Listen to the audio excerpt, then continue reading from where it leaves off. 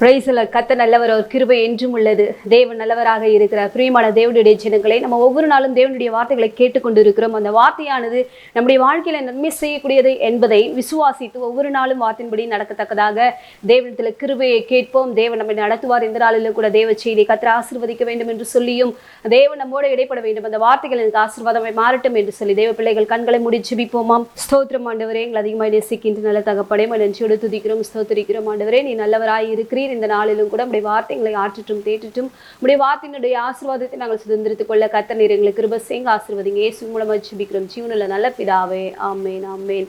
கர்த்தர் நல்லவர். இந்த நாளிலும் கூட தேவ பிள்ளைகளாகி நாம் ஒவ்வொருவரும் கர்த்தருடைய வார்த்தையின்படியே நடந்து தேவ ஆசீர்வாதங்களை பெற்றுக்கொள்வோம். நிறைய ஜனங்களுடைய வாழ்க்கையில இப்ப வாழ்கிற காலகட்டங்கள்ல நிறைய வியாதிகளை பார்த்துட்டு சோர்ந்து போறாங்க. இப்ப இருக்கிற நாட்கள்ல மருத்துவமனைகள் பெருகி கொண்டே போகிறது, வியாதிகள் பெருகி கொண்டே போகிறது. நிறைய பேர் சொல்றாங்க, எனக்கு வந்து கை கால் செயல்பட முடியாம இருக்குது, படுத்த படுக்கையோடு இருக்கிறாங்க, கேன்சர் வியாதி, தலைவலி, மயக்கம் இப்படின்னு சொல்லிட்டு வியாதிகள் என்ன பண்ணுதுன்னா பெருகி கொண்டே போய் கொண்டு இருக்கிறது. அந்த வியாதிகள் பெருகும் நிமித்தமாக ஜனங்கள் சோர்ந்து போயிடுறாங்க. வியாதியில எனக்கு யார் சுகத்தை கொடுப்பார், யார் என்னை விசாரிப்பார், என்னை தேற்றுவார், ஒருவருமே இல்லையே என்று ஜனங்கள் நிறைய பேர் தவித்துக் கொண்டிருக்கிறார்கள். ஹல்லேலூயா. பிரியமான தேவனுடைய ஜனங்களே, நமக்கு ஒரு நல்ல ஒரு பரிகாரியாகிய கர்த்தர் ஒருவர் இருக்கிறார். அவரிடத்துல நம்ம போனோம்னு சொன்னா நமக்கு நல்ல ஒரு சுகத்தை கொடுக்கக்கூடியவராக இருக்கிறார். எனக்கு ஆண்டவரே நீர் கிருபையை தாரும், ஆண்டவரே எனக்கு நீர் ஆண்டவரே சுகத்தை கொடுங்கன்னு சொல்லி தேவ சமூகத்துல நம்ம மன்றாடி ஜெபிக்கும் பொழுது கர்த்தர் என்ன பண்ணுவார், நமக்கு சுகத்தை கொடுக்க அவர் வல்லமையுள்ளவராக இருக்கிறார். நம்ம எடுத்து வாசிப்போம். யாத்திராகமத்தின் புஸ்தகம் 15ஆம் அதிகாரம் 26வது வசனம். நீ உன் தேவனாகிய கர்த்தரின் சத்தத்தை கவனமாய் கேட்டு அவர் பார்வைக்கு செம்மையானவைகளை செய்து அவர் கட்டளைகளுக்கு செவி கொடுத்து அவருடைய நியமங்கள் யாவையும் கை கொண்டால் நான் எகிப்தியருக்கு வரப்பண்ணின வியாதிகளில் ஒன்றையும் உனக்கு வரப்பண்ணேன், நானே உன் பரிகாரியாகிய கர்த்தர் என்றார். ஹல்லேலூயா.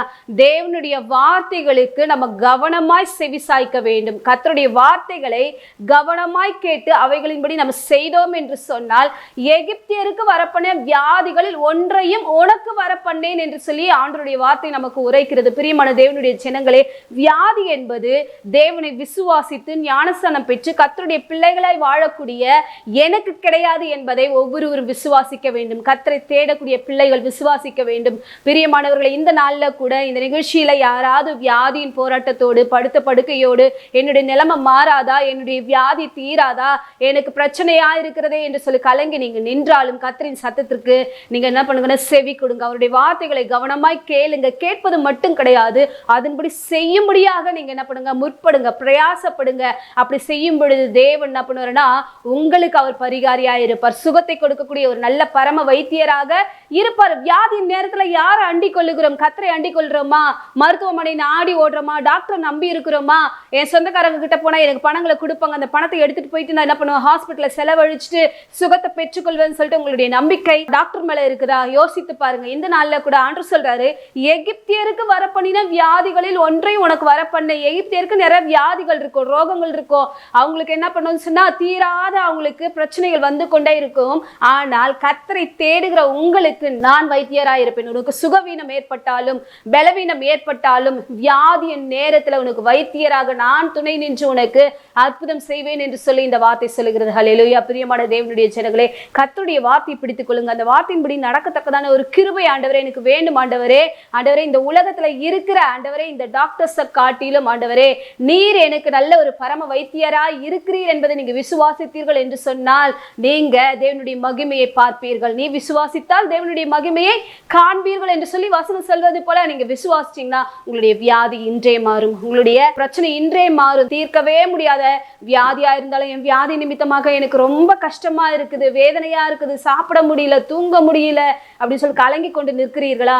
இந்த நாள்ல கூட கர்த்தரின் வார்த்தை கவனமா கேளுங்க. இந்த வார்த்தை உங்களுக்கு அற்புதம் செய்ய வல்லமையுள்ளதாக இருக்கிறது. ஹல்லேலூயா. நம்ம எடுத்து வாசிப்போம். 2 ராஜாக்களின் புஸ்தகம் 1ஆம் அதிகாரம் 2வது வசனம்.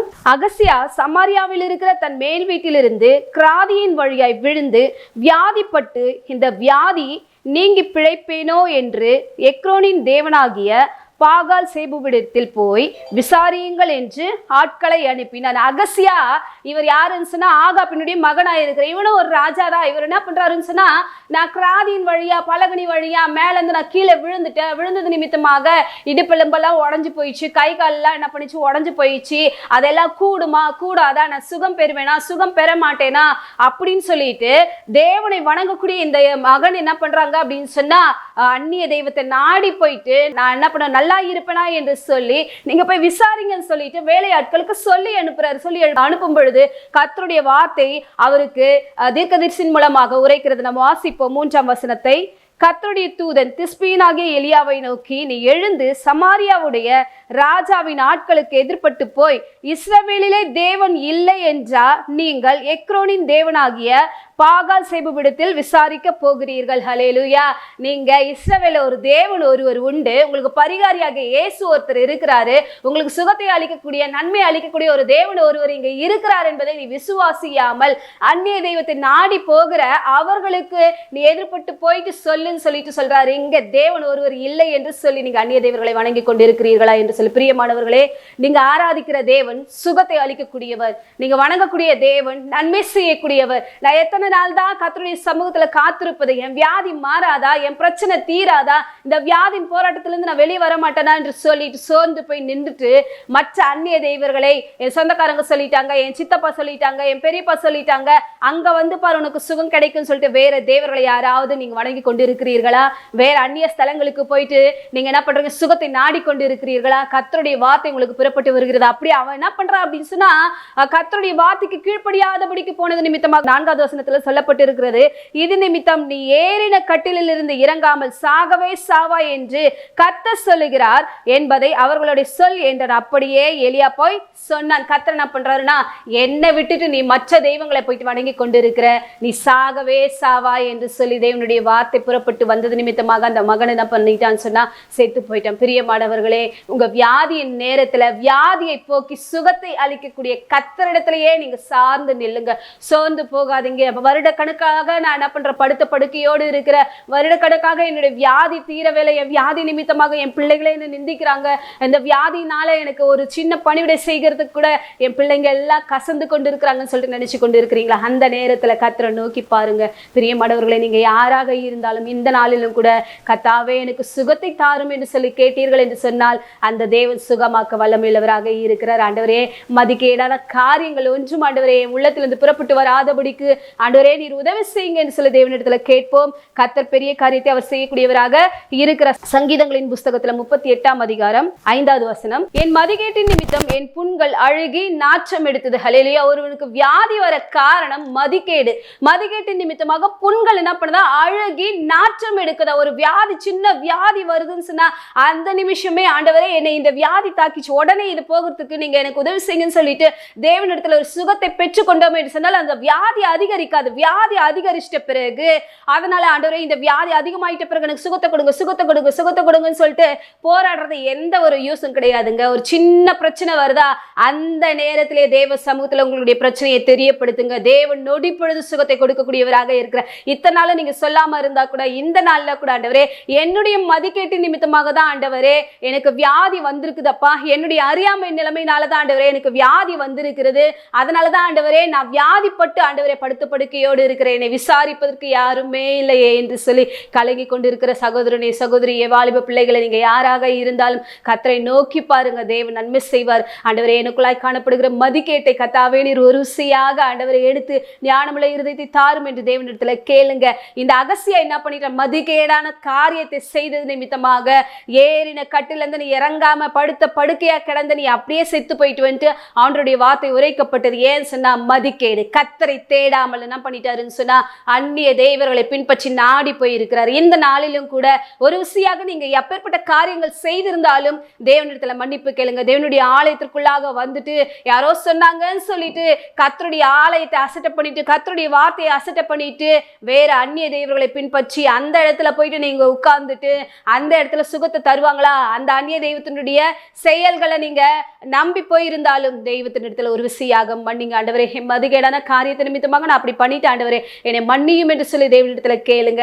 தேவன் உங்களுக்கு கிருபை செய்ய அவர் வல்லமையுள்ளவராக இருக்கிறார். ஹல்லேலூயா. நம்ம எடுத்து வாசிக்கலாம் 2 ராஜாக்களின் புஸ்தகத்துல 5ஆம் அதிகாரத்துல 1வது வசனம். சீரியா ராஜாவின் படைத்தலைவனாகிய நாகமான் என்பவன் தன் ஆண்டவனிடத்தில் பெரிய மனுஷனும் எண்ணிக்கையுள்ளவனுமாய் இருந்தான். அவனை கொண்டு கர்த்தர் சீரியாவுக்கு ரட்சிப்பை கட்டளையிட்டார். மகா பராக்கிரமசாலியாகிய அவனோ குஷ்டரோகியாய் இருந்தான். ஹல்லேலூயா. சீரிய நாட்டு படைத்தலைவனாகிய நாகமான் எப்பேற்பட்டவனா? பயங்கரமான பராக்கிரமசாலி.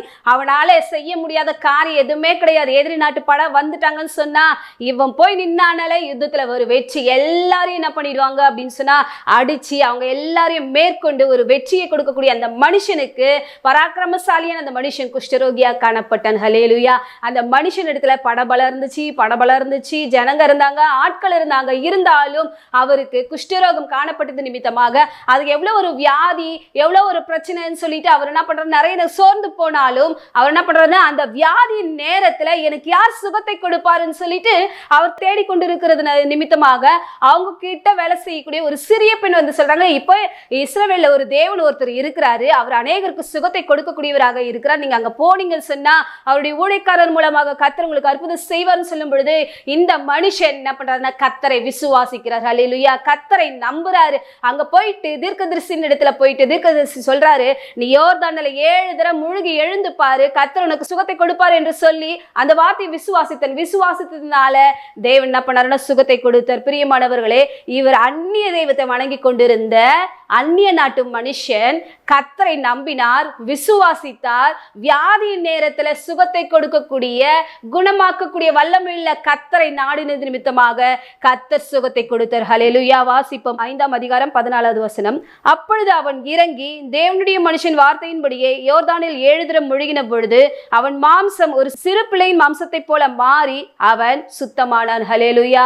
சிறு பிள்ளையுடைய மாம்சத்தை போல முதல்ல அவருடைய சரீரம் எப்படி சுகமுள்ளதாக இருந்ததோ, அவருடைய சரீரம் எப்படி பலமுள்ளதாக இருந்ததோ, சரீரத்துல எந்த வியாதியும் இல்லாதபடிக்கு எப்படி சுகத்தோடு வாழ்ந்தாரோ அதே போல இந்த நாகமான் என்ன பண்ணான்னா மாறினார். எதனால சொன்னா தீர்க்கதரிசியுடைய வார்த்தைக்கு செவி கொடுத்தது நிமித்தமாக 7 தடவை முழுகி எழுந்தார். முழுகி எழுந்த உடனே தேவன் அவருக்கு சுகத்தை கொடுத்தார். ஹல்லேலூயா. பிரியமானவர்களை, அகசி அந்நிய தேவர்களை நாடி போனது நிமித்தமாக வியாதியின் நேரத்துல படுத்த படுக்கையிலேயே கடந்து செத்து போயிட்டார். இந்த மனுஷன் கர்த்தரை நாடி வந்ததுனால இந்த நாகமானுக்கு தேவன் ஒரு பெரிய சுகத்தை கொடுத்து அந்த பராக்கிரமசாலியை கர்த்தர் என்ன பண்ணாருன்னா ஆசீர்வதித்து உயர்த்தி சாட்சியாக வைத்திருக்கிற பிரியமான தேவனுடைய ஜனங்களே, உங்களுடைய வியாதியின் நேரத்துல, உங்களுடைய கஷ்டத்தின் நேரத்துல நீங்க யாரை நாடி போய் கொண்டிருக்கிறீங்க? தெய்வத்தையா இல்ல மற்ற காரியங்களை நாடி போறீங்களா? யோசித்து பாருங்க. உங்களுக்கு ஒண்ணு நடக்கல, நீண்ட நாட்களாக போகுது அப்படின்னு சொல்லிட்டு நீங்க சோர்ந்து போயிட்டு கர்த்தரை விட்டு பின்மாற்றத்துக்குள்ளாக போயிடாதீங்க. அப்படி போயிட்டீங்கன்னு சொன்னா உங்களுக்கு தான் நஷ்டம். உங்களுடைய வாழ்க்கையில தான் நன்மைகள் என்ன பண்ணணும்னா குறைவுபடும். கீலேயாத்திலே பிசின் தைலம் இல்லையா, ரணவைத்தியனும் இல்லையா, என் குமாரத்தி ஏன் சொஸ்தமடையாமல் போகிறாள் என்று சொல்லி ஆண்டவர் வேதனையோடு சொல்லுகிறார். ஏன்னா கீலேயாத்தில பிசின் தைலமாகிய ரண வைத்தியமாகிய இயேசு அங்க இருக்கிறார். உங்களுடைய ஆலயங்கள்ல நம்ம ஆராதிக்கக்கூடிய தேவன் அங்க இருக்கிறார். சுகத்தை அளிக்கக்கூடிய தேவன் அங்க இருக்கிறார். நீங்க விசுவாசித்தீங்கன்னு சொன்னா தேவன் சுகத்தை கொடுக்கக்கூடியவராக இருக்கிற பிரியமான தேவனுடைய ஜனங்களே, கர்த்தர் உங்க கூட இருக்கிறார், உங்களை விசாரிக்கிறார், உங்களை ஆதரிக்கிறார். உங்களுடைய வியாதியின் நேரத்துல உங்களை என்ன பண்றாருன்னா தேற்றக்கூடியவராக இருக்கிறார். ஹல்லேலூயா. இந்த நாளிலும் கூட பிரியமானவர்களே, உங்களுடைய வாழ்க்கையில நீங்க இப்பேற்பட்ட வியாதிகளை சிக்குண்டு கிடந்தாலும் என் மதிக்கேடுதான் ஆண்டவரே, என்னை மன்னியும் ஆண்டவரே, நான் உண்மையே சார்ந்து கொள்வேன், உங்களுடைய வார்த்தைகளையே பிடித்துக் கொள்வேன் என்று சொல்லி கர்த்தரை நோக்கி பாருங்க. கர்த்தர் இப்பொழுது சுகத்தை கொடுக்கக்கூடியவராக இருக்கிற. ஹல்லேலூயா. இந்த நாள்ல கூட இந்த வார்த்தையை கேட்கிற ஒவ்வொருத்தருக்கும் தேவன் அற்புதத்தை செய்யக்கூடியவராக இருக்கிறார். விசுவாசித்தீர்கள் என்று சொன்னால் நொடிப்பொழுதே சுகம், அவருடைய தழும்புகளால் குணமானீர்கள் என்று சொல்லி வேத வசனம் சொல்வது போல எந்த மருந்தும் தேவையில்லை, எந்த மாத்திரையும் தேவையில்லை, தேவ வார்த்தை புறப்பட்டு வந்தாலே அப்பொழுதே சுகம் கிடைக்கும். ஹல்லேலூயா. அவருடைய வார்த்தை சமீபத்திற்கு மாத்திரம் கிடையாது, தூரத்திற்கும் அவருடைய வார்த்தை என்ன பண்ணா கடந்து சென்று அற்புதத்தை செய்யக்கூடியதாக இருக்குது. நீங்க எங்க இருந்தாலும் கர்த்தருடைய வார்த்தையை விசுவாசிச்சீங்கன்னு சொன்னா இந்த வார்த்தை உங்களுக்கு அற்புதம் செய்ய வல்லமையுள்ளதாக இருக்குது. பிரியமான தேவனுடைய ஜனங்களே, கர்த்தருடைய வார்த்தையை விசுவாசிங்க, அவருடைய வார்த்தைக்கு கவனமாய் செவிசாயுங்க. அந்த வார்த்தையை நீங்க விசுவாசித்தீர்கள் என்று சொன்னால், நானே உன் பரிகாரியாகிய கர்த்தர் என்று சொன்ன தேவன் உங்களுக்கு பரம வைத்தியராயிருந்து சுகத்தை கொடுத்து உங்களை ஆசீர்வதித்து நீண்ட நாட்களாக கிடந்த உங்களுடைய வியாதியின் மத்தியிலும் வைத்தியராய் வந்து சுகத்தை கொடுத்து உங்களை ஆசீர்வதிப்பார். யாரெல்லாம் உங்களை ஏளனமாய் தூஷணமாய் பார்த்தார்களோ இவனெல்லாம் இப்ப நல்லா இருக்கிறாங்கன்னு சொல்லிட்டு சொல்லத்தக்கவனமாக கர்த்தர் உங்களை ஆசீர்வதிப்பது நிச்சயம். வார்த்தை விசுவாசிங்க. தேவனுடைய கரந்தாமே நம்மோடு கூட இருப்பதாக. கர்த்தர் தாமே இந்த வார்த்தைகளை ஆசீர்வதிப்பாராக. ஆமென். ஜெபிப்போம். ஸ்தோத்திரம் ஆண்டவரே, எங்களை அதிகமாக நேசிக்கின்ற நல்ல தகப்பனே, உங்களுக்கு நன்றியப்பா. அந்த நாளில் கூட கேட்ட வார்த்தையின்படியாக உங்களுடைய பிள்ளைகளை கர்த்தர் நீர் ஆசீர்வதிங்க அப்பா. அவர்களுடைய தேவையின் மத்தியிலும் ஆண்டவரே, வியாதியின் நேரத்திலும் ஆண்டவரே, எந்தவித ஆண்டவரே பரிகாரிகளையும் நாடி போகாதபடிக்கு நீர் தாம் பரம வைத்தியர் என்பதை அறிந்து கொண்டு இடத்துல இந்த ஆசீர்வாதங்களை பெற்றுக்கொள்ள, சுகத்தை பெற்றுக்கொள்ள உடைய வார்த்தை விசுவாசிக்க கர்த்தர் கிருபை செய்யும். ஆசீர்வதி இயேசுவின் மூலமாக ஜெபிக்கிறோம் ஜீவனுள்ள நல்ல பிதாவே. ஆமென்.